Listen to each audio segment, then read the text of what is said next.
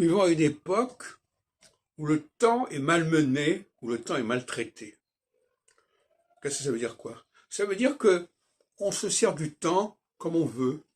Par exemple, les constitutions, c'est une maltraitance du temps.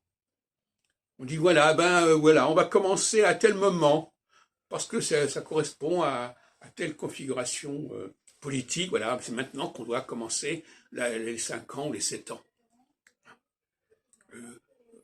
La Cinquième République, par exemple, s'est constituée à partir de 58-59 sans aucune référence sérieuse et objective au temps. Le temps, voilà, c'est maintenant, voilà, il y a Gaulle qui est là, on va décider d'une date, on avance une date, on fixe une date, et à partir de cette date-là, il y aura une chaîne, un enchaînement d'autres dates qui vont se suivre, sauf si, bien entendu, il y a des essais.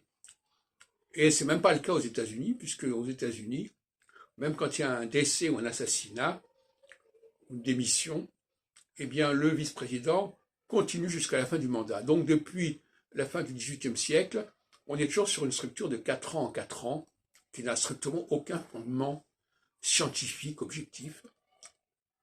Et il faudrait mettre fin à cette maltraitance du temps.